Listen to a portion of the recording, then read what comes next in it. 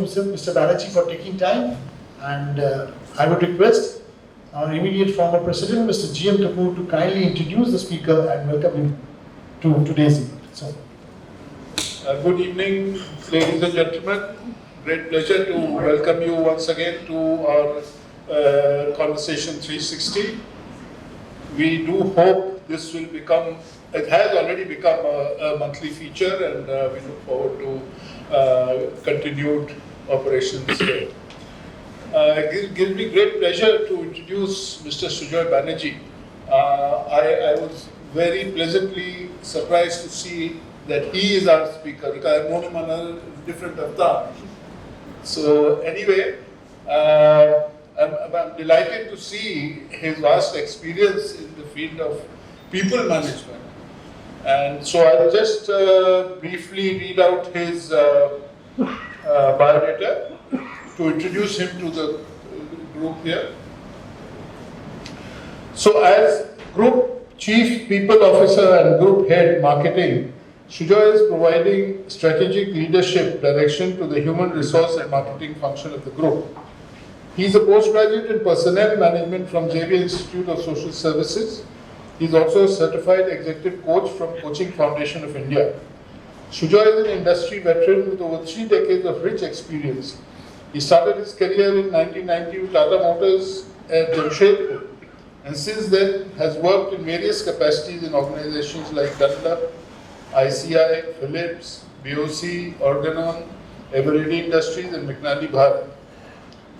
During the course of his professional journey, he had hands-on experience in industrial relations in a multiple trade union environment and has managed entire bandwidth of HR processes, playing a major role in organizational transformation and managing change in his various assignments. Sujoy has served as the president of NHRDN Kolkata chapter between 2008-2014. He is currently the regional president East, NHRDN for 2021-23. He is also serving the subcommittee of HRIR of CII Eastern Region. Also served as chairman of Wellness and Communities Committee of Bengal Chamber of Commerce and Industry between 2023-25. He has been visiting faculty organizational behavior at business schools in Kolkata. A member of the interview panel of various management institutes across the country for selection of students, and has been a speaker at various national seminars, conferences on HR across the country on various contemporary issues. His articles on various HR issues gets published in professional journals on a regular basis. He has been recognized for his professional contribution and conferred with various awards like the HR Leadership Award in the Asia Pacific HRM Congress 2012, CHRO of the Year Award by ET Now in Talent and HR Leadership Conference Awards in February 2013, HR Thought Leader Change and Transformation Award by World HRD Congress in 2013, 100 Most Influential Global HR Professionals by World HRD Congress in February 2016. 100 Top HR Minds in India by World HRD Congress in February 2018. 101 HR Super Achievers India by World in February 2020. Awarded CHRO of the Year Award by Global HR Excellence Awards 2021 at World HRD Congress in February 2021. Awarded the Outstanding Contribution to HR in the World HRD Congress in Mumbai in March 2022, awarded for 50 top HR innovators at World HRD Congress in Mumbai, February 2023. Awarded the most iconic HR leader at World HRD Congress, Mumbai in February 2024. And he was awarded the Hall of Fame Award by EIILM, World HRD Congress at the Eastern India Leadership Awards, October 2025. So we have a real star with us, and we are looking forward to some gems from him. Over to you, sir. Thank you. Thank you, and a very good evening to all the members of CMA. In fact, this is my first interaction at CMA because I've never had the opportunity of being invited to CMA. This time when my good friend Indranil, when he took over the presidentship, and he told me that I have to come, and our relationship is such that I couldn't tell him no. So thank you, Indranil, for inviting me, because and congratulations on taking on the leadership of CMA. Thank you. We've known each other for nearly 25, 30 years now, so goes back to many years. We served together, the HR fraternity in the National HRD network at Calcutta, and at the regional level and the national level. So that's how dated we are in terms of a relationship. When Kapur Sahib was telling me, was introducing me, he was telling me I've got more than three decades of experience. Yes, it's pretty prehistoric because I started my career in the 1990s. And at that point of time, DEI was not a concept. We never heard of DEI in the 1990s. When I did my education from Xavier Institute of Social Service at Ranchi between 88 and 90, we hardly knew what DEI was all about. So we had heard about personal management. HR was gradually making its foray into the mainstream of people practices and processes of people management. But DEI came into being in the recent past. So I just spend a few minutes just to, I'm sure all of you will have heard about it or aware of the fact that where DEI started. So the concept of DEI originates in civil rights movement in the United States during the 1950s and the 60s. It's not a new concept. The concept has taken a different form and shape in today's business organizations.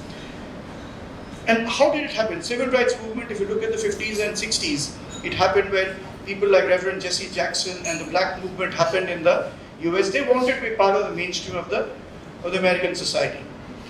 Then there were the Indians who were pushed out to places in Arizona, Texas, and that belt, and they were not being brought into the mainstream of the American society. And therefore the civil rights movement happened. You had Martin Luther King, you had Reverend Jesse Jackson, and those people actually articulated the need for a more inclusive society. That got more traction, and we know about the Black rights movement in the US. So that was the first seeding of the concept of bringing inclusion as part of the societal norms. Key milestones include the Civil Rights Act of 1964 and affirmative action policies, which aim to eliminate discrimination based on race, sex, religion, and national origin. Now, a lot of people talk about gender diversity. A lot of people talk about inclusiveness in the organization. And we feel that it's the Western world who's actually done it first. No. If you look at the prime ministers that this part of the subcontinent is given, you had late Ms. Indira Gandhi, you had Shri Babu Bandan Naike, you had Benazir Bhutto. So a lot of these women leaders actually setting the standards for the global leaders to come up. So when we talk about DEI or inclusiveness or gender diversity, we've been doing it in different form and shape. Now organizations need to recognize the fact, articulate it, and put processes around it so that the organizations become more diverse in terms of talent, in terms of capabilities, and in terms of ideas. Initially focused on addressing historical and systemic inequalities, DEI later expanded to include other underrepresented groups. That's very important, because what do you mean by underrepresented groups? People who are in margins of the society. People who were marginalized from society based on the color of their skin, because of their economic strata. So now the focus started expanding, and therefore it started becoming more inclusive and more comprehensive. Today it serves as a framework for ensuring fair treatment, equal opportunity, and respect for diversity across workplaces and society. So over a period of time, DEI has taken a form and a shape which is more comprehensive, more holistic, and more inclusive. But it has its origin in the 50s. It's not a phenomenon of the 2000s. So if you look back at today's 2025, it's nearly 75-year-old concept, and the world is still grappling with it. Are we as a world, as a society, ready to be inclusive? That's a question we need to ask ourselves. I was just talking to some people before we started, and I was telling that we talk about inclusiveness. We talk about we must be inclusive. And I don't disagree that we must be inclusive, but then are we inclusive in the society at large? Because the organization is a microcosm of the society. It's a reflection of the society. Now, if you have a transgender coming to your house, you typically look at them with a lot of disdain and arrogance, or they ask for some alms or begging at the street corners. You treat them as people who are a nuisance value. Now, are we mentally prepared to have a transgender sitting next to you and working on the computer? Are you socially conscious? Are you socially accepting? So unless the society changes, unless there's a huge change in the mindset of the society at large, how can we expect only the organizations to change? Because organizations is only a representation of the people who come from the society and create a collective entity called the organization. So we'll discuss this because as we go further, I'll just spend a few minutes to just share my thoughts what diversity means. Diversity means the way in which individuals differ.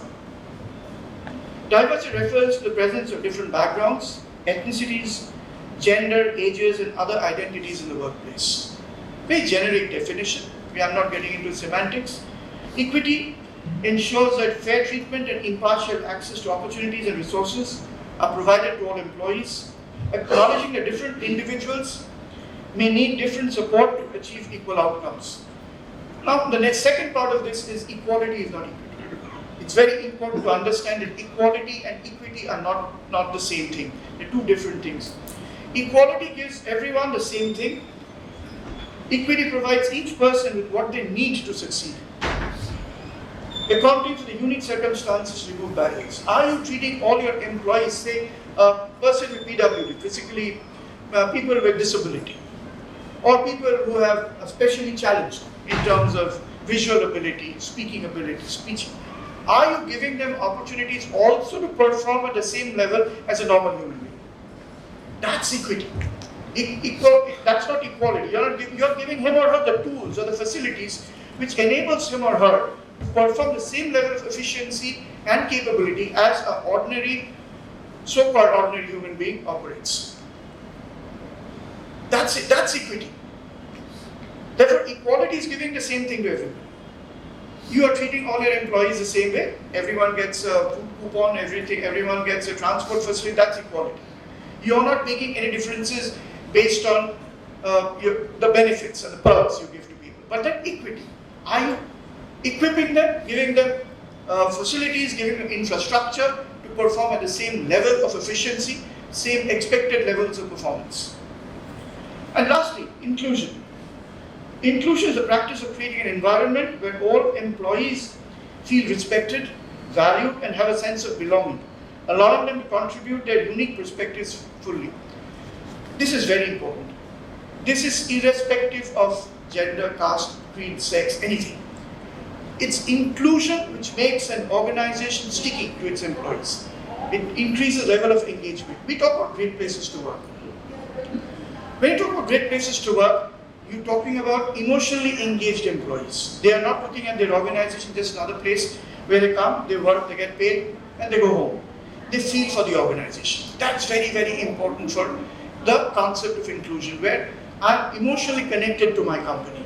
And that happens when I include everybody into the decision-making process. I hear the voices. I'll give you a small example. What we do in our organization. When we started our journey, our organization is about 10 years old, with an 8-year-old legacy. When we started the journey of Gainwell, when we took over the Caterpillar business from TIL, we had quite a large employee base. The organization was pretty demotivated, growing at Hindu rate of growth. The revenue was not going beyond 900 crores. The top line, the bottom line had stagnated. Bottom line was not doing good.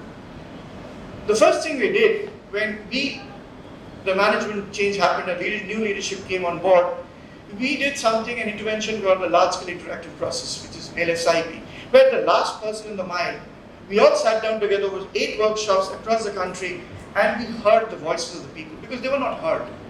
We heard the voices of the people, we heard their dreams, their ambitions. One of them said we must buy out Caterpillar. We bought out one of their businesses globally.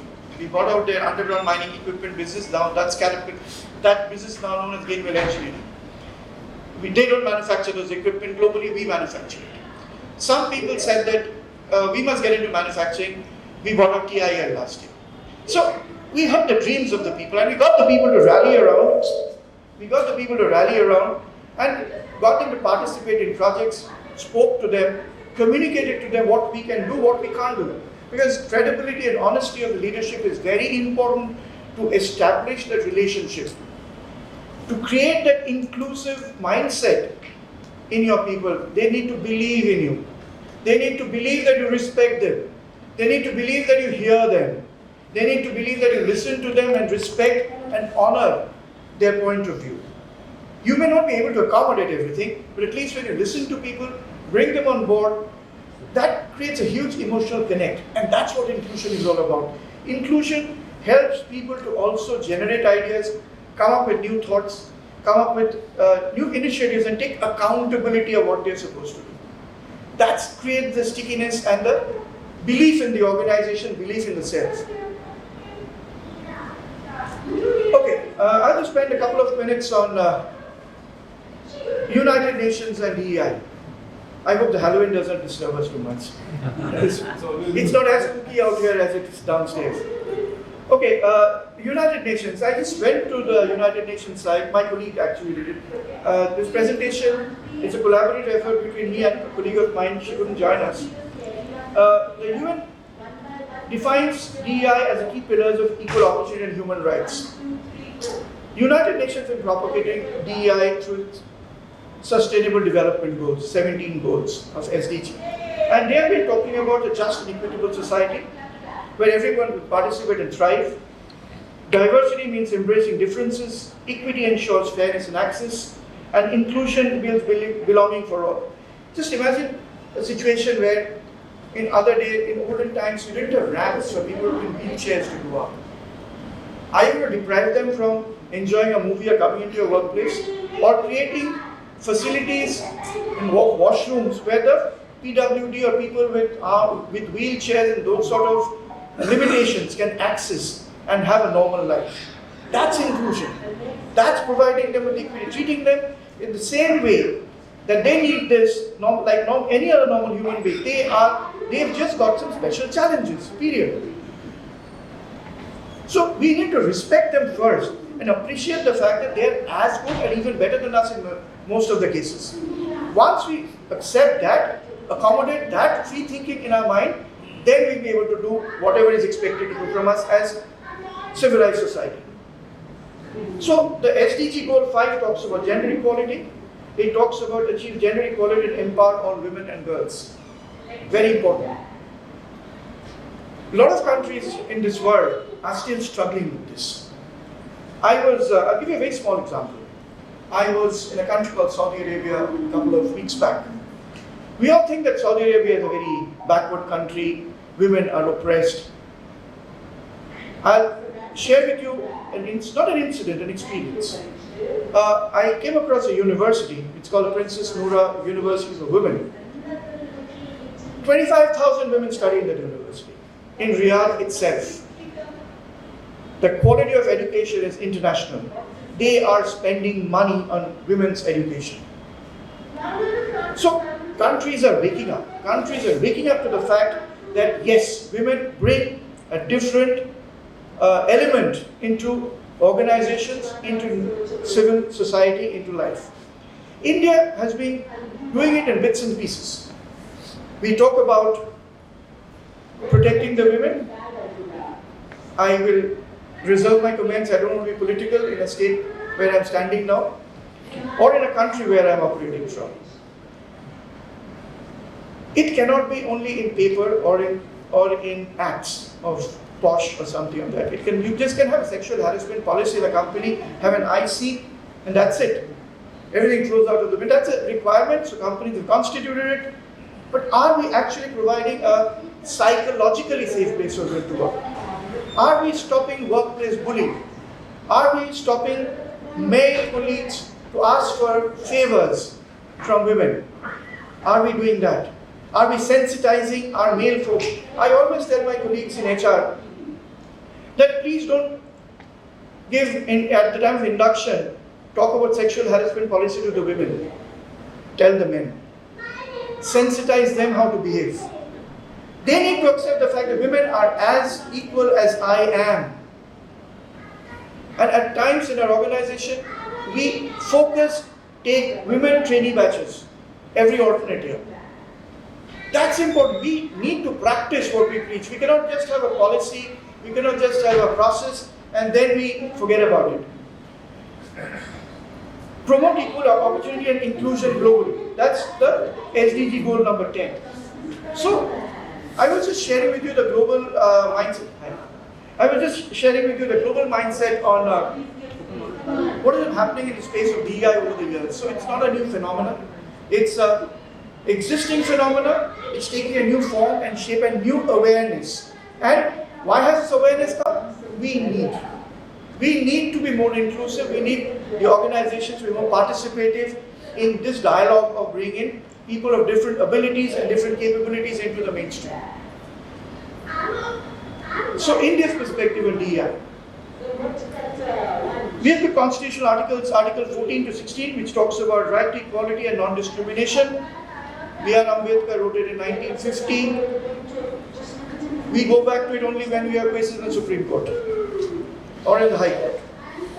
When there are, but how many of us actually have gone through it and practice it in our day-to-day lives?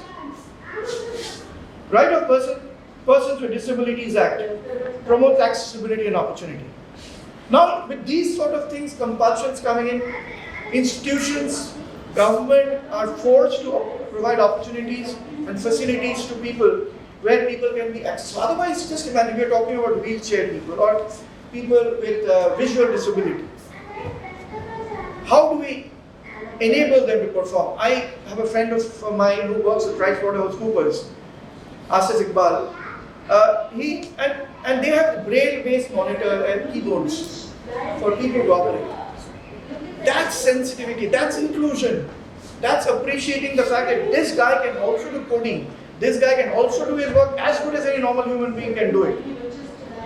Nowadays you'll find a lot of these hypermarkets or even in hotels having people who have disability in speaking.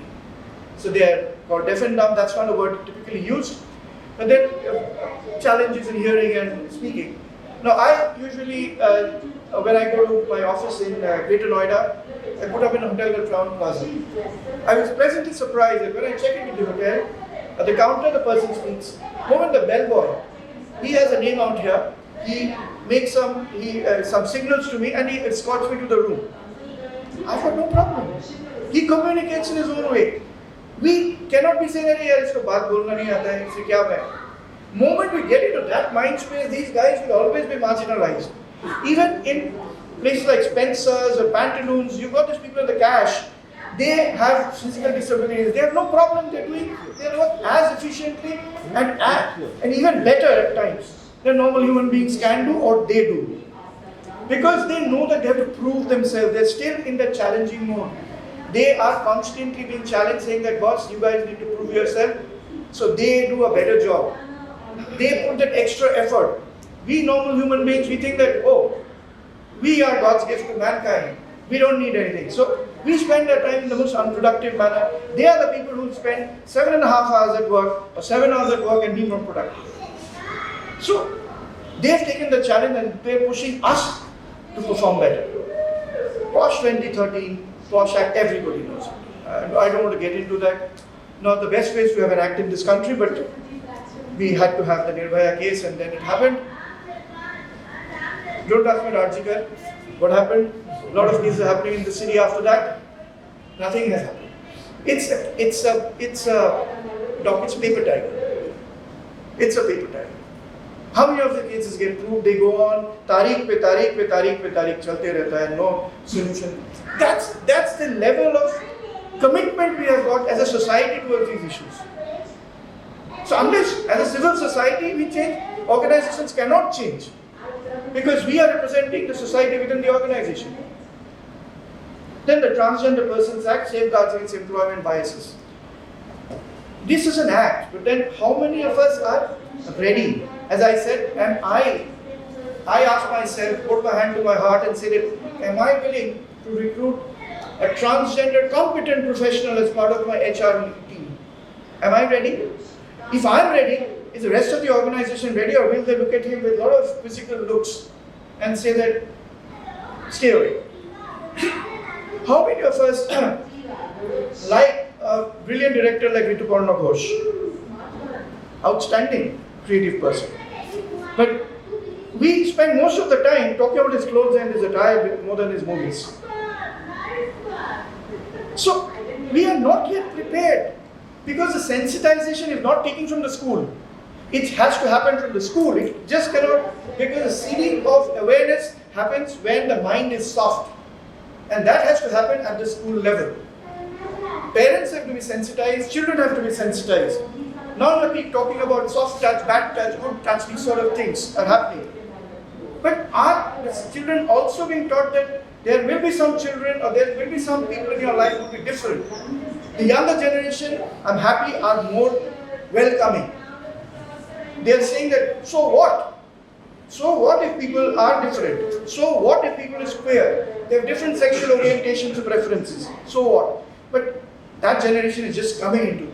And there is a huge conflict between that generation and our generation. Because we are not being able to align and reconcile to the fact that this is also a normal life.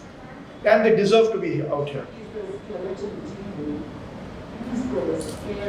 So India's perspective on DEI, as I said, 50 is the Constitution of India with repetitive Equal Remuneration Act, introduced to address gender-based wage discrimination. A lot of companies, even till the 2000s, had a different compensation structure for women and men, unfortunately.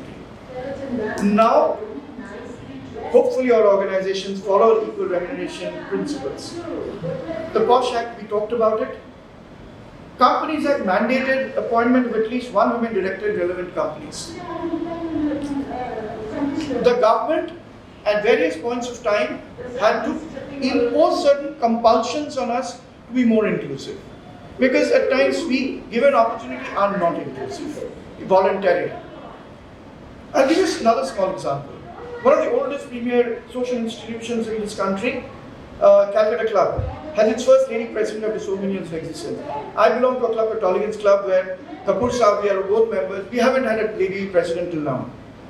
We are struggling. Is it that ladies are not competent? We need to ask ourselves that question and bring them into the forefront. Saturday Club has quite a few lady presidents over the years. So it's a matter of conscious effort that how do you promote, project and bring women to the forefront. They don't need your sympathy. They just need the nudge to the competent person. They don't want unfair treatment. They just want fair treatment of being recognized at par with men. Nothing beyond that. Rights of Persons with Disabilities Act in 2016 and Transgender Protection Act 2019. So these are some of the key milestones of India's DEI journey. Now, how does DEI landscape in India Inc. look like? How much of the companies track diversity in hiring? Are we making conscious efforts of having diversity targets in your hiring targets? Are you saying that I'm going to recruit 20% women in all my positions? I'm telling you as an HR head of my group, I have a massive challenge.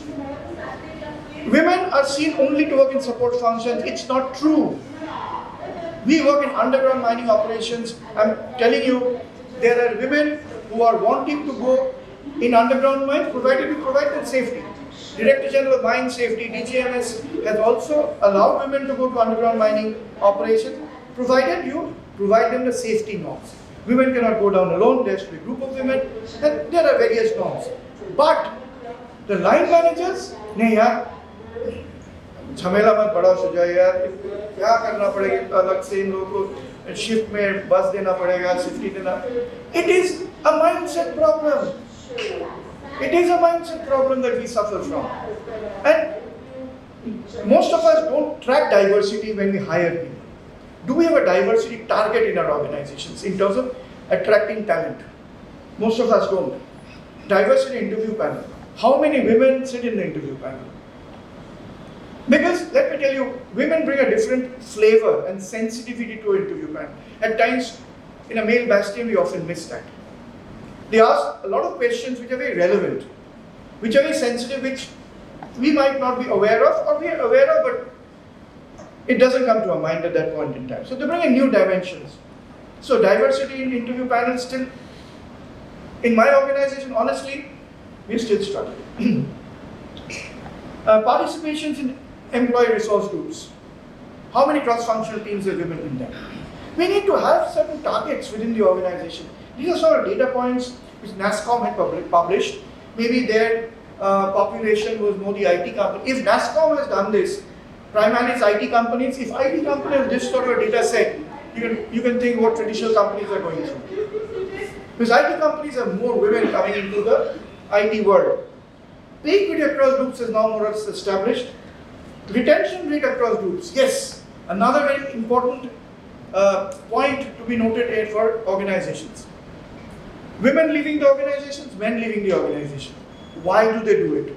At times, we were grappling with it. We lose a lot of our women talent. Why?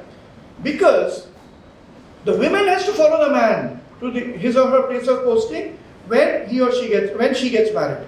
The man will not take a relocation to the place where the woman is working. I'll give a very interesting example. It happened in my team. One of my colleagues, Nilashi, is sitting there. This colleague of ours, she reports into Nilashi. So one day, I won't take her name. She came and told me, sir, I've decided to move on. I said, why?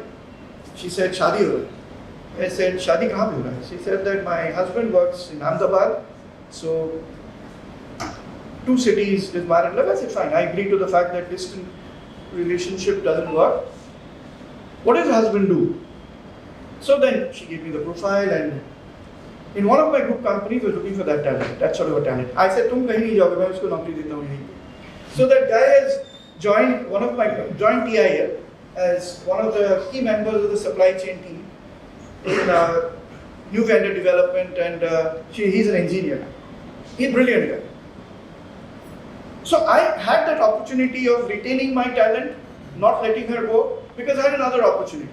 But in most of the cases, what we see is bright young women talent have to leave because their would-be spouse is relocated in another city.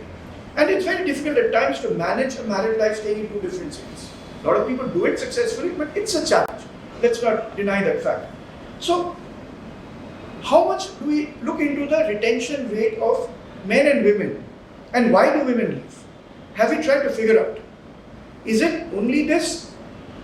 Or is it something else? Are we giving a psychologically safe workplace? That's exactly. Because at times women, nowadays they're speaking out. Previously they speak by name, I got a better opportunity. The fact that you got a better opportunity means you looked outside. The fact that you looked outside meant that something was not going right for you inside. So we need to figure that out.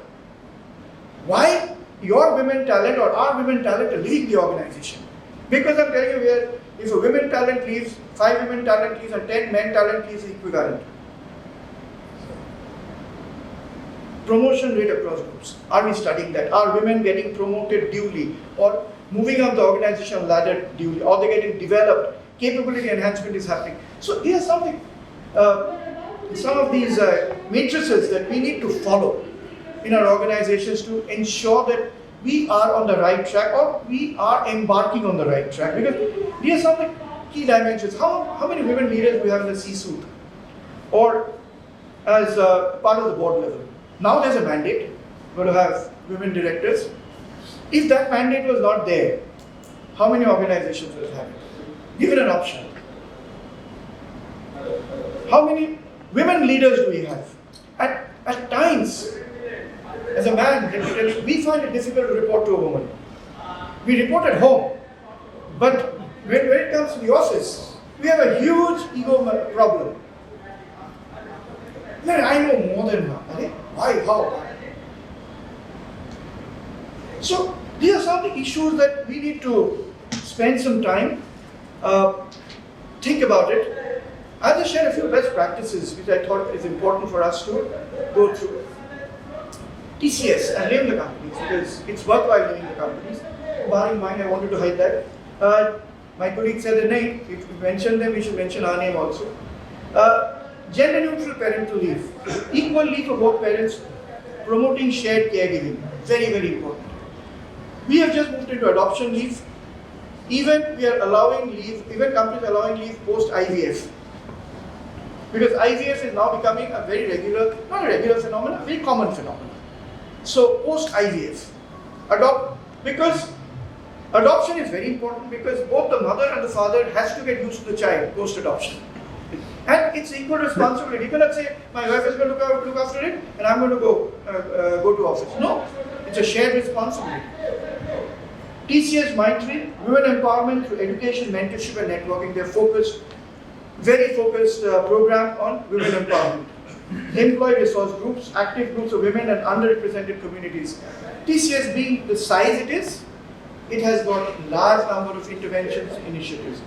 There's been a 20% rise in women leadership. They're creating the future generation of women leaders from within their ecosystem. And that is creating the stickiness within the organization. People are willing to stay back and operate. Leavers, Hindustan Unilever. Career by choice, return to work program for women post-career breaks. That's another thing. There's a taboo that you've left a job, got married, women take a conscious break when they have a child, and when they come back, when they want to come back to work, they find a huge difficulty of getting back a job. That's a reality also. In our organization, we have a special effort to bring back women with career breaks. We want them back. Because they're competent, they had to take a break because of certain compulsions. Or maybe one of our colleagues, her husband is getting relocated for a project for 2 to 3 years in the UK, works for an IT company. She wants to relocate with him. We said, fine, you go, you come back, your job is there. So you have to be sensitive to these socio-cultural, social needs and create your organization policies and frameworks around that. Gender neutral parental leave, we've talked about it. Supplier diversity. Even Tata Steel is looking at vendors as partners who have a gender diverse population. What is your gender diversity? Tata Steel, we work with Tata Steel West Bokara, we do a lot of their surface mining. They check back on us to figure out what is our gender diversity ratio. They want to work with people who have a gender diverse population. Tata Steel, in fact, for very heavy machines, they have got LGBTQ people who operate those loaders in mines. They've trained them. That's the level of commitment to the society the organization should have, to bring people from the fringes into the mainstream. Wipro has women leadership program. Nowadays, post-COVID, everybody's talking about flexible working. We at Gainwell, we have over the last 3 years, we have created special focused leadership development program for the women. We call it the Shiro program, She Hero programs. And that's a 1-year leadership program for high potential, high performing women leaders, for solid citizens, and even people who are coming in as lateral hires. So we have various cohorts going through these programs. It's like an executive MBA for 1 year. So there is more belief and faith in the organization from these women colleagues. Lemon Tree Hotels, not a big brand, but quite a popular brand. Lemon Tree Hotels. Tailored programs of PWDs with NGO partnerships. Now NGOs are coming into the mainstream of partnering with corporates to train these specially abled people. And they are saying that we'll train them, we go, and even through the CSR route, companies are taking in specially abled people. You don't have to, you partner with an NGO, you work with them. We work with NGO called Tiljala Shed, which operates just close to the Paksakas rail station, that very fringe locality. We are talking with them saying that they have people studying law, they have people studying, and it's all for girls. It's only women who work, and their parents are rag pickers from the minority community of this city. And so they come, they do their education throughout the day. Some of them gone to become lawyers, some of them gone to become chefs. We said that if they want to do diploma in engineering, we will support them and we'll bring them into our organization. So you can also that's another point of interface where you can work with NGOs or working with these sort of people and try to bring them into the main. They do the training for them. And they will give you that resource who can come into the mainstream of your organization. TCS does dedicated PWD hiring, accessible workspaces and assistive technologies. Technologies are now becoming more and more important. Yesterday I was watching on BBC. Nowadays, people, when they have the visually challenged, they usually use a stick which makes a noise, and so people are aware that someone is approaching. Now, with the help of AI, they are making these walking sticks which actually be able to sense the hazards or the or blockage which is there, the turns and these sort of things. So people are walking with their dogs as well as that thing. The dog is also enabling the individual, and those AI-enabled technology is enabling an individual also to walk through. So there are technology-enabled instruments which organizations should adapt as part of their support system to these people, so that they can also operate with the same efficiency and commitment. We have at the Gainwell, Wipro has assisted technologies and constant sensitization. That's very, very important. Communication. Talk to people about being more inclusive in their mind first. Because unless it's not clear in the mind, the cobwebs don't get sorted out, you will not be able to allow them, you will not be able to make them accept people or embrace people.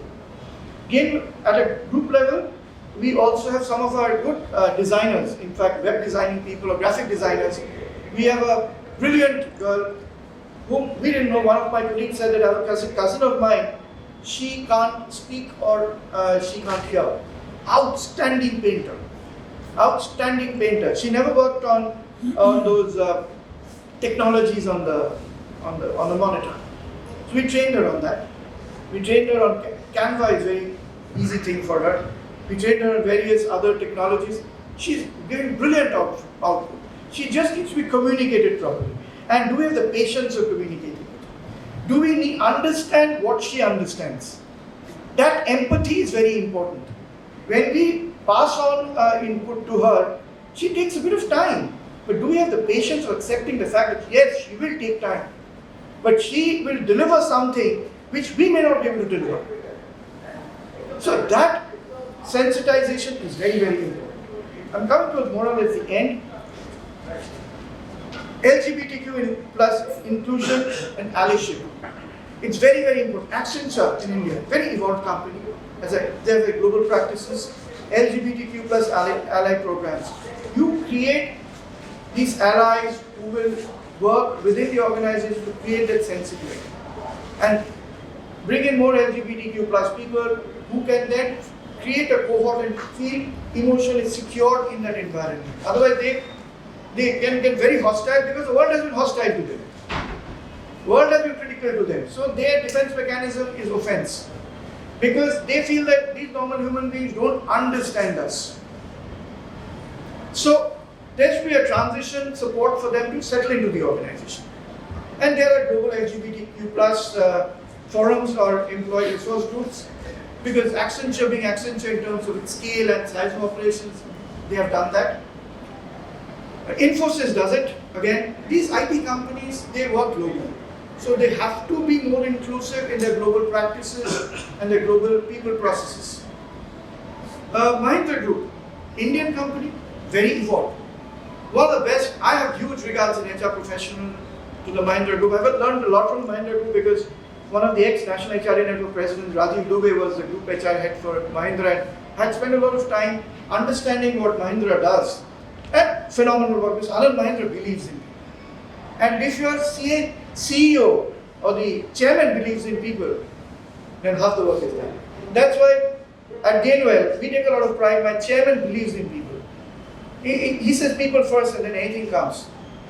So for the HR team at Gainwell, work becomes relatively easier because chairman believes, breathes and talks about people, and that's part of the agenda for any board meeting.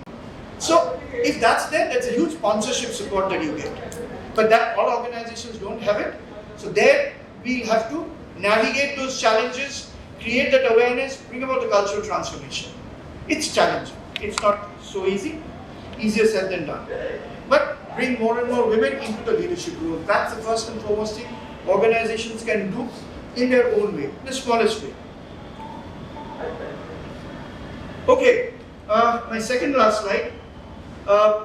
Key DI practices which companies are doing is Women Leaders Program we talked about, hiring from marginalized communities, rural and disadvantaged talent inclusion. I'll just share with you what we do at Gainwell.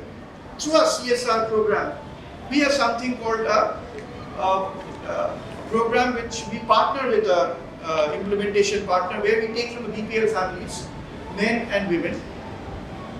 We work with equipment called backhoe loader. Anil will be doing it. So it's typically something which in common parlance people call JCB. Or Yogi ji is known to demolish houses through it. Or corporation cleans up the Ganges through it. That's an equipment which can be 2-wheel drive or 4-wheel drive. We train people from the BPL families who come either to our facility in Asansol or at Greater Noida on a group of 15. And every year we have 4 groups.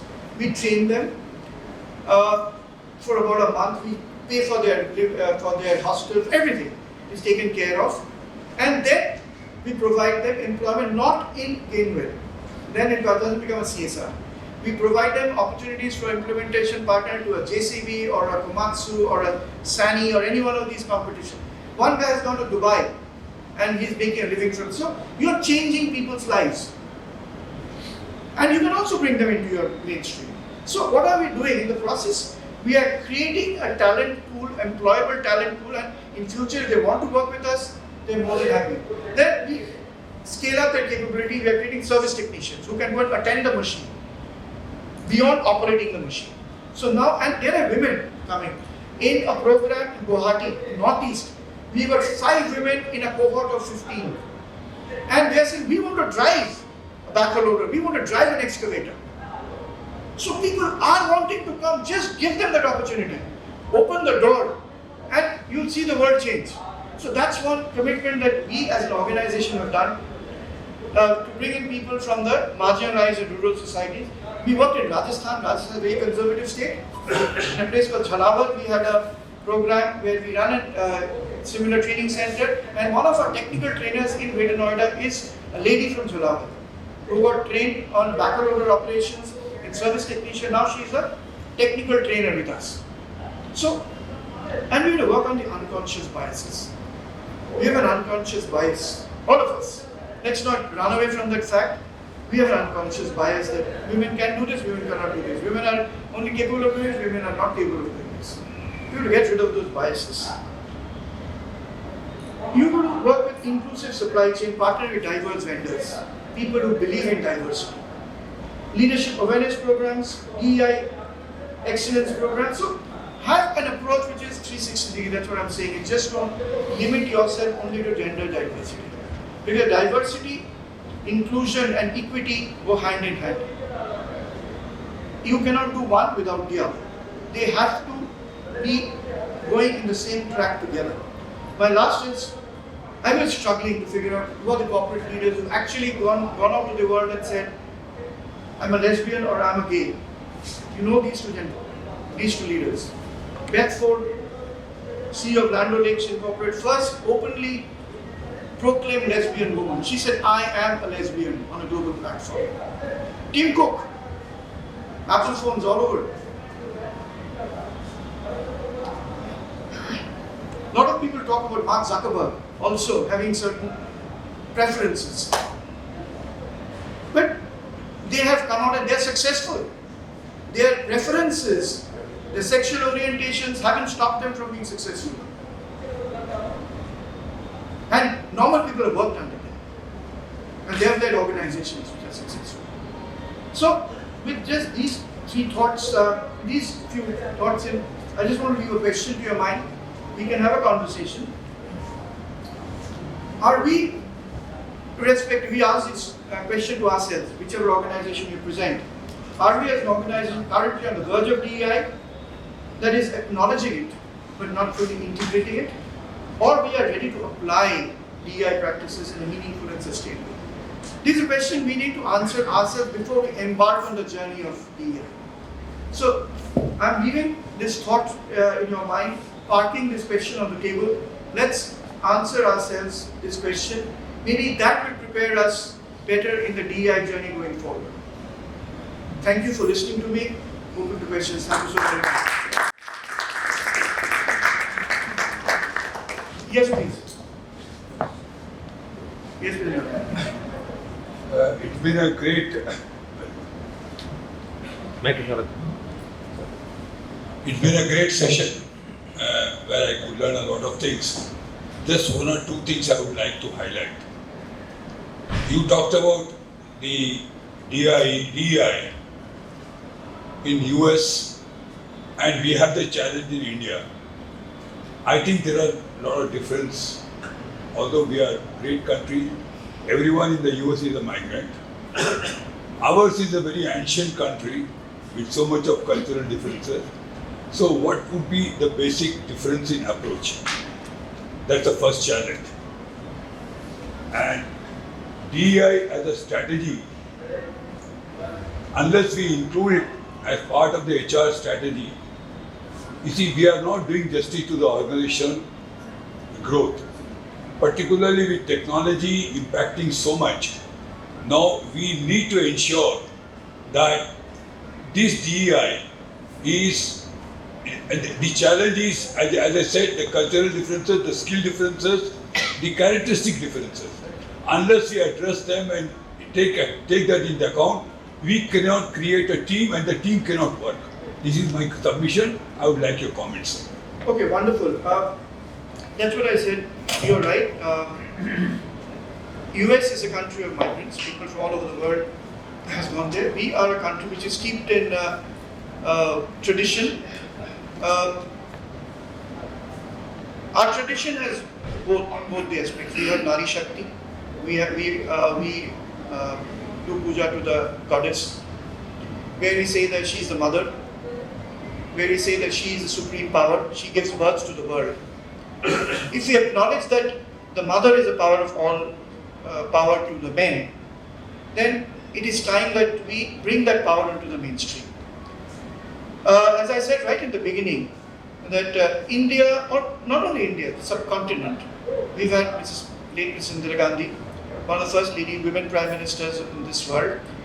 Sri Lanka has also had Shrima Bandanaike, we had Benazir Bhutto, we have Hasina, Khaleda Zia. So this part of the subcontinent, Asia for that matter, or this South Asian subcontinent, which is, as you said, India being the most ancient in terms of its culture and history, has shown the way. So that's why I find it strange, why does India have this problem? Because when we talk about our mother, our sisters, we put them on the highest pedestal. When the same mother or the same sister goes to workplace, why can't we treat them with the same respect and the same dignity? That's my question.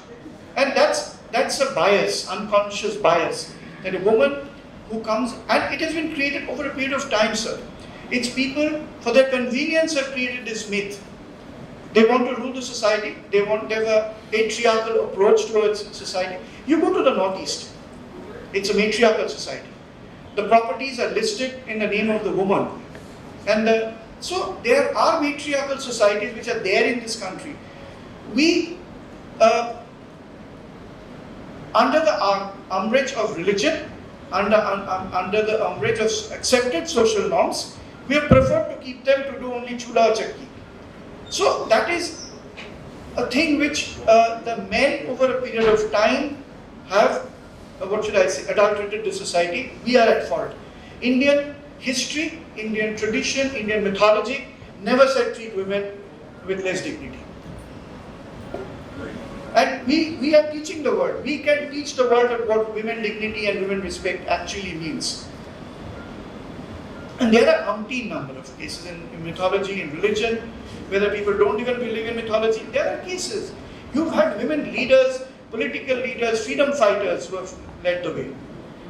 You have people like Sarojini Naidu. It's not that women have not been leading this country in various areas. So it's for us, at times I say it fought life with the men, that we need to accept the fact that women can be better than us. We have a male ego which stops us from doing it. Yes, please. So I'm going to the question is regarding the participation of women in the corporate we find in the listed company, the capital market listed company, we find in the public sector also some of the CEOs are from the women's side. But with the private limited or the family-owned company, we don't find any of them. That is the one. Still, it's under, although there is a law, no one maintains that. And my second is in the corporate clubs and other institutions, it's still fine. So is it not that the women are still not on that capability of the education, so they are not talking up, or they have been depressed? Just your opinion. They are depressed. They are equally capable, if not better. So, I'm a strong proponent of that. I might sound a bit radical, but women at times are better than us as men folks. In family-run businesses, gradually it's coming. You've got the head of Apollo, you've got the head of Biocon. There are other companies which are also there, where leadership positions are being there. Then Gazala Alag of Mama Earth. Then there are various other. Then there is this farm. GCPL. Yeah. Then you have this pharmaceutical company. So there are a lot of companies which are there. If you see the Shark Tank program, you'll find 2 women CEOs who sit out there in the Shark Tank program of India. And in my organization, my vice chairperson is a woman, she's virtue of being married to my chairperson. But then we are nurturing 2 women leaders who will take over the realm of this organization in days to come. I'm supposed to be mentoring them, but then it's a pleasure working with them. And both of them are very, very competent in respective areas. So it's happening. It's not that it's not happening, but I will not agree to the fact that they are not capable. They are not being allowed to show their capability. There are many questions. One question. Sir, he's been raising his hand right from the beginning. Let me go to the other. If you could kindly take this. The first one. Please use the mic. It will be easier for us to hear you also. Just keep your questions little short and So beautifully described all the diversities. We have learned a lot of things. Just the banner behind you is reminding me that we leave a small point to cover the entire CCTV, the mental health. Now, a lot of countries are putting a lot of this on that. I think in India, we are lagging behind to take care, to be sensitive towards mental health. Your comments? I totally agree, because in India, mental health is seen as parliament. That's a standard thing. Previously, the mental health was not even recognized as a problem. It is a problem as much as a physiological health problem. In our company, we got a constant helpline. We have a tie-up with a psychologist who's available on call for any of the employees. We don't want to know what he or she is being talked to about. We just keep a track that whether calls are coming. Only when a red flag is there, there's suicidal tendencies and all, then the red flag is going. We are providing because mental health is a reality of life. The world has become so stressful, so fast, and we are always running. And mental health issues are coming more post-COVID. They used to be there pre-COVID also. We used to run away from the fact. We used to hide the fact that, so people who are going to meet a psychologist or a psychiatrist were shunned away in the family. Hey, pagol. It's not pagol. Your mental health issue is as much important as your stomach problem. So if you have a mental health issue, you are more damaging than you can at least have a norfloxacin and have your stomach problem addressed. But mental health will take more support from the family or from the organization and from self and from someone else. Mental health is problems are increasing because the nature of the society is changing. We have moved into societal norms where nuclear families are there, children moving away somewhere else. Husband and wife both are busy in their corporate lives. In Bangalore, it's a very common phenomenon. Both husband and wife are doing very well in their lives. Somewhere there's misalignment. And there are issues. They are not being able to have a child. There are issues. So mental health issues are a function of the societal situation we are now in. And it is something we need to recognize, respect and address. And organizations have to do it, otherwise they lose employees. And organizations are gradually waking up to that reality and have started working on it. Yes, sir. First is a compliment for the wonderful session. Thank you, sir. And second is a very crisp and short question, like you have highlighted on the point of sensitivity, sensitization, and it has to be done on the soft mind, particularly studying in the schools and the politics. Just one session or two sessions in a year is not going to serve the purpose. But do you have, or or the government have any planned activity to sensitize the soft mind? That's my question. Or you have taken any plans for that? I wouldn't know about the government, but then I know certain schools, I wouldn't like to name them, they have started that approach. It's not that it has taken a very formal shape and structured approach of, it has to be a reinforcement of the communication. Cannot, as you rightly said, cannot be a one-off awareness session. It has to be reinforcement in the school culture and the way the school interacts, because by the time you reach college, the mind has already got adulterated. By the time you reach class 6 or 7 or 8, even 10, that programming or that coding in the mind has to be done in the school. Schools have started in their own ways, but yes, as you rightly said, it has to be done in a much more, what should I say, organized and a comprehensive manner. Otherwise, you will have these cases of sexual abuse, these cases of people becoming intolerant, not getting sexual favors, because that's becoming, and they are not accepting the fact that you need to respect each other. And everyone has their own priorities, own requirements. So I think the society is gradually waking up. It's still not woken up fully. Its half eyes are open. So schools need to work on it in a much more organized and a sustained manner. It's happening, but as you rightly said, it's happening in spurts, bits and pieces. Still not as a movement which is required. Unfortunately, it's still not. I'm not aware of the government because that's one area I stay far away from. Because they say something, they do something else. Thank you. Yes, Good evening, sir. Momita here, and I'm from Shillong actually. I'm from a maturity society. So, being a HR also and being a psychologist also, just want to ask one question, and it would, I think so it will solve. The thing is that same KPI, same KRA, female, male employees are there. The salary hike is getting, the male is getting very much 70k. I'm just giving an example, 70k. Whereas the females with the same KPI, same KRA, she is getting 40k. Why this is so? This gap of 30k.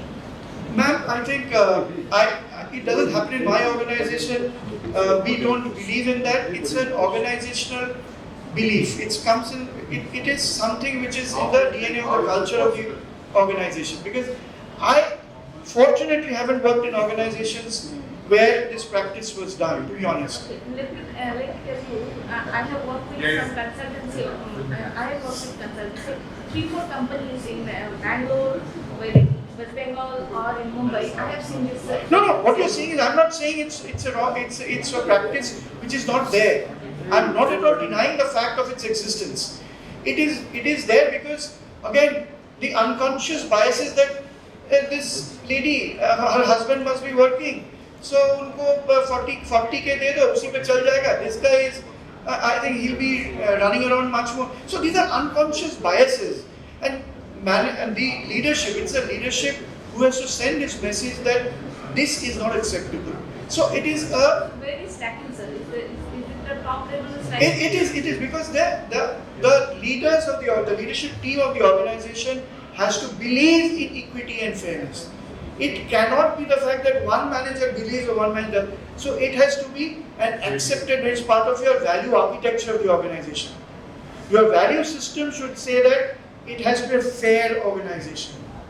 It has to be fair in terms of gender, everything.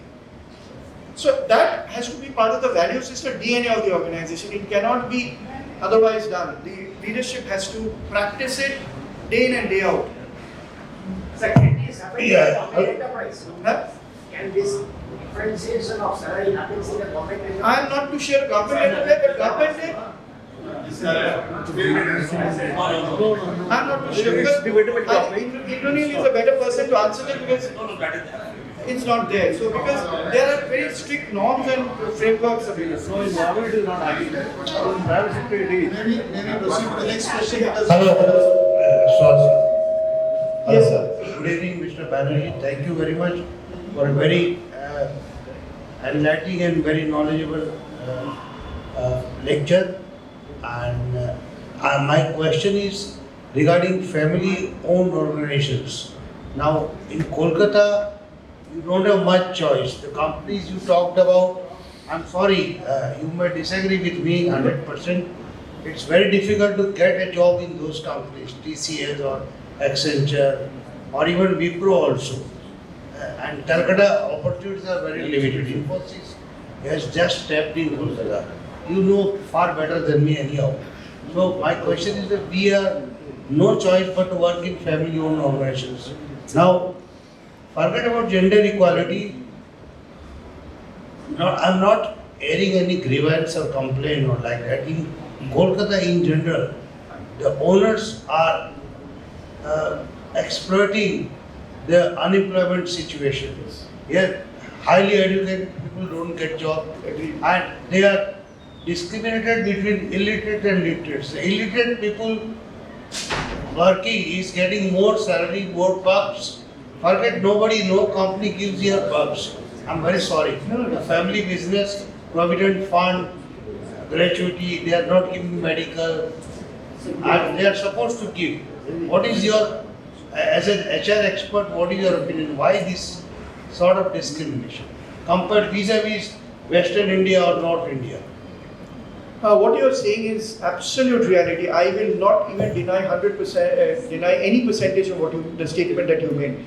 There are a lot of these companies, we call them unethical companies, to be honest, because I've worked in promoter companies in Calcutta also. Maybe by the grace of God, I worked in organizations who believed in ethics and morality and values. But yes, what you're saying is very much rampant in Bengal. There are a lot of companies in the SME and the MSME sector especially who are violating not only statutory norms, violating the basic principles of human how to handle. No, it is happening. It is not and because the development in this part of the country, in spite of all its tall claims by the government, has not been happening, and there's an exodus of industries from this, people are left with no option but to work for them. So the examples I gave is, at least if we can learn from some of the best practices and try to implement in our own way. I'm sure the organizations or some of the organizations which you must be referring to in your mind don't even believe in these sort of things. ये सब लेके जाओगे तो room से निकाल देंगे, क्या बकवास करने के लिए आए हो, धंधा करो, पैसा बनाओ, and that's the approach. I'm not denying, and there are companies, umpteen number of companies, but very companies which make a lot of money. Lots of money in terms of turnover, but in terms of culture, they're absolutely zero. So it is unfortunate we live in this part of the country where things have not happened or shaped up when it was in its golden days, when you had all the blue chip companies of this country stationed out here. We have pushed them away from this state. How many ITCs or Exides or Berger Paints or do you have? You don't have. I used to work for a company, ICI, which is ran away from 34 Charangi. I used to work for Philips, which is ran away from Calcutta. So we have ensured that they run away. We've ensured. ITC has taken they have withstood that. Anil knows that Khidipur factory went through tough times. The factory in Hyde Road, and they have gone through tough times, but ITC said, boss, and they handled the West Bengal government, said, if we wind up, you're gone. How many companies have had the gumption or the will to stick around in Calcutta like ITC or Nexide and say that we will work out of this? Britannia has gone out of this city, another very successful company. India Foils has gone out. You name companies, Gaskin Williams, India Foils, name them, Coach Viola, no one is there. Showwalis. Entire group is gone. No, that's because of great Mr. Chabria. So, courtesy Mr. Chabria, he has ensured that it goes to Jumbo in Dubai. I worked in Dunlop, so I know that. So it's our own fault, sir, because unless we allow good companies to come and invest in an investor-friendly, not MOUs in Global Business Summit. to come and invest, because Bengal has talent. It's the same talent which is migrating out of Bengal and successfully performing in Bangalore, Bombay, Pune. I'll give a very small example. We were setting up an engineering design team for Gainwell Engineering. We didn't have engineering design capability in the organization because we were handling Caterpillar equipment, selling and servicing. So what did I do? I spoke to a talent acquisition team and said that let's attract Bengali talent who wants to come back to Bengal, work in Baroda, Surat, Ahmedabad, Bangalore, Pune, that bit in manufacturing organization, good engineers. They said, why should we come back? I said that 1.5 years you work out of Asansol, where our temporary manufacturing facility was there. We'll put up a manufacturing facility in Panagarh, and your engineering design, global engineering design hub will be in Calcutta. I committed to them and we set up a state-of-the-art international level global design center at Godrej Genesis, and I could bring a reverse migration of talent. Because companies also have to appreciate the fact that if they are investing in Bengal, that there is talent with the flight has happened from Bengal. So are we creating an ecosystem which encourages them to come back? It's for us also as HR professionals, as business leaders to figure out, because as you rightly said, everybody will not be an ITC or a TCS or a Wipro or for that matter, even the few other bigger companies which are there. And there are big successful companies, I don't want to name them, very successful big brands who are equally unprofessional and unethical in their people practices. But they'll give you lots of money to work. They'll give you lots of money but humiliate you as a human being. Okay, sir, Adrika this side. So first I just want to say, sir, thank you for giving us a wonderful session actually. So me being a part of the Genius HR Tech company, so sir, I can actually relate to what you said, that being a girl, once I got married, I have to leave my job and I have to move for my husband. So after 1.5 years, when I actually want to come back, it's very difficult for a woman to find a job once you're sitting back at home. So first, this is the thing, and second thing, sir, the point that you have highlighted about POSH. Since I'm a POSH certified trainer, so I can understand, sir, that it becomes very difficult when we talk about POXO Act. So when our grandparents were young, so we didn't have good touch, bad touch, but now we have it. So we are actually teaching the next generation good touch and bad touch. Why the situation has come? It has come because we adults, we are behaving odd with them. It is not a child doing POXO for the other child. It is what we adults. So as you rightly said, all the adults, the entire society need to be taught about this act. So I just want to say thank you, sir, for this and giving us this highlighting session. And I think all of the organization are taking the bits and pieces to do a part of this diversity and inclusion. So thank you so much, sir, for your session. Thank you. Thank you for your words of Before appreciation. sir gives the answer, I would request only one to take one more question after this, because and you always have the access to our emails, our phones. We'll get you connected. We'll have him in another session. And please don't worry, but I think we have to. Sir, please. Yeah. One more question after. Please. Mr. Banerjee, I just like to know, like PWD, is there any job reservation policy for transgender? Yes. It is there. Yes. Because that's what I said. Transgenders, sir, are we?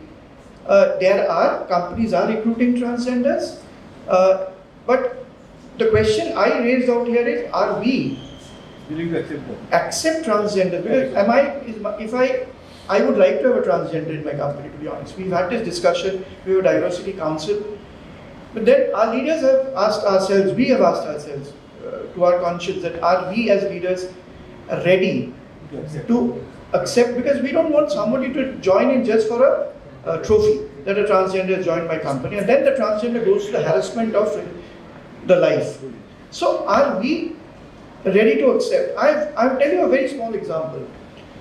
Indian cricket coach Sanjay Bangar, his son underwent a surgery and became a girl.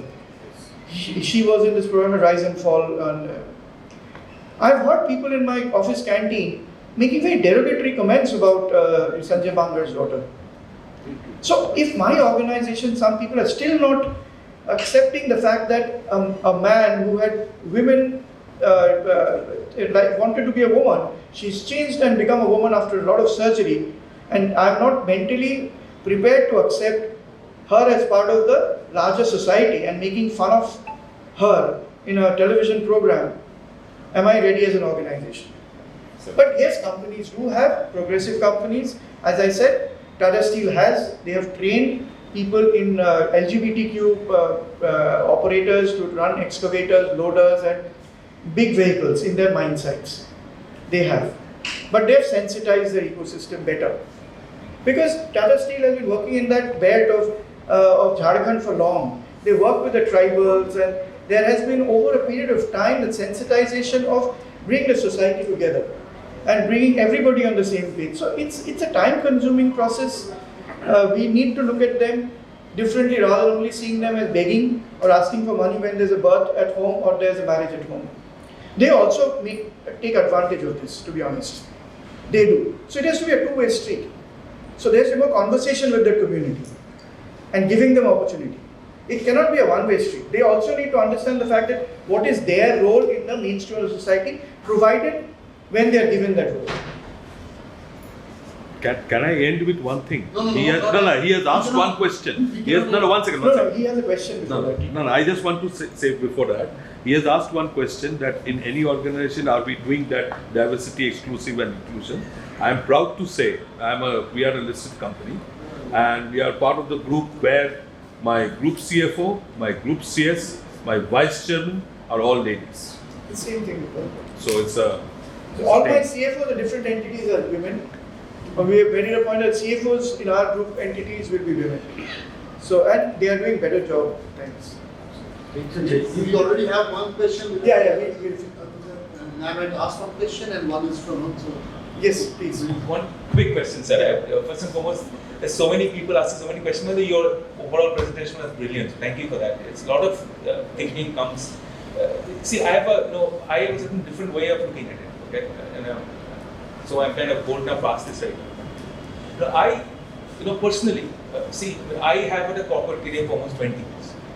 I worked in 3 big banks. I worked telecom, and out of those 4 organizations, I have had 3 female bosses. Okay? One of them today heads Hapag-Lloyd globally. One of them is one of the presiding chairman of Niti Aayog, and another boss of mine. She's also been very well in the corporate. Okay, and I've worked and grown with her. Like you said, personally I feel that they have been some of the amazing leaders, okay, that I've actually worked with. I've got huge respect for them.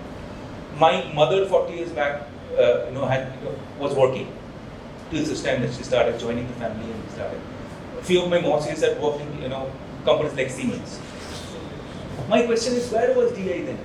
I mean, I had never had the opportunity of my mother today, in spite of seeing everything around, had come and complained to me, I'm office here, by my Mossy coming and telling me, I have been kind of discriminating against, okay? Because I think, so far as you want to bash my own culture and my own country, I think we are far ahead than the West, okay? In terms of treating women equally. I think this, with full respect to DI, I think what this British so-called Americans come and teach us, they need to understand from us because our, Satyabhama, who was Krishna's one of 8 wives, was a warrior. Okay, and she was very self-assertive, very confident. Okay. She didn't want to get into all this household thing. Though she was very kind of this thing. Rukmini was a householder, and she said, "No, I'm a warrior." So ancient times we've been doing this thing, and in my own family, after seeing one of the Bengali bosses who's been heading the Hapag-Lloyd, very competent. I don't think in my entire career, the last 8 years that I've been, Anil knows because I've worked with her, 8 years that I've actually seen her work, I have never found her being discriminated against. Okay? So my question, where was DI then? I mean, was it required, number one? The other thing is that, I think where we might be going wrong in the coming days, and this is going to bite us the way it's bitten in the US right now, is setting targets for inclusivity and diversity. If somebody is competent and has got the characteristics which kind of, because business is one side, okay? If she is good or he is good, she will get recruited for her talent and abilities. Why do we need to set targets that this many LGBTQ, this many women have to come? Okay, everybody is welcome if you have got the right competency, falls into place. You come in. If there's discrimination against the gender, then there's a constitutional overhaul because in the sense like within the constitution you cannot discriminate. So don't you? So my question, sir, is: don't you think this DEI is turning out to be another menace? Sorry to say that the quota system, employment in this country, which was the result of Ambedkar's very myopic vision of his own experiences as a Dalit. Okay? Don't you think what US is suffering right now from this lack of meritocracy and all this forcefully recruiting people because of a certain category and quota systems? Will this same menace come and haunt us in India? So this is my humble question. No, I have a different take on this, to be honest, because what doesn't get measured doesn't get done. That's my first submission. Setting a target or setting a number at least will set us on the path. If you're leaving it very free and open and ambiguous in terms of as a philosophy, we've tried it as a philosophy, and yes, your bosses or your mother, what is the percentage of that population which has actually had the privilege to have this sort of an opportunity in their lives? If you do a sampling, you'll find that yes, they have been successful. Maybe your mother, who was a competent professional in her life, and then she preferred to take a break and look after family. If there were opportunities for family break, women to go back, she might have gone back, right? And secondly, opportunities were not there. I have also seen a lot of my women colleagues, people who passed out excise with my batchmates. They passed out in 1990, so not very old or prehistoric. But then they have had to give up jobs because of certain family compulsions. So my only point is, while I don't disagree with your statement that we are more historically enriched than the Western world in terms of having women leaders who have shown the way. Shottobhama is one. There are many other real-time leaders also beyond mythological and historical leaders who have proven to be very successful, right? And it was not the quota system which has given them this opportunity. But at the end of the day, in a country like ours, unfortunately, unless we define certain things, things don't get done. If you leave it to totally the appreciation, the philosophy that we should do it, it hasn't happened. So the number of women who should have been there in the mainstream of a society has been much lesser than what it should have been. So I think setting numbers or setting certain quantified targets is only a goal you are setting for yourself, not that to compromise, as you rightly said, on the talent. I will not compromise on talent or capability just to reach that number. There, the organizations have to be very conscious about. Without compromising on capability, am I going to reach my goal? No. That's just a target. That will at least make me work towards a goal. Nothing else. Not at the cost of the organization. No. That's not good.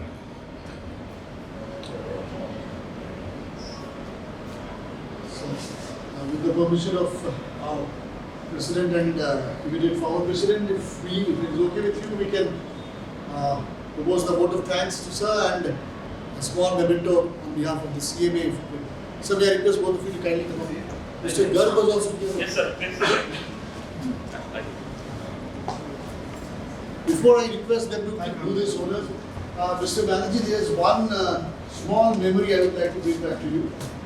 CMA had a program on people management which was on March 17, 2020. That was the last program before CMA started to work virtually. So you were there as one of the speakers. I was just going through the memories and my Facebook. In fact, Facebook told me that he had been there. So thank you once again for coming. So please.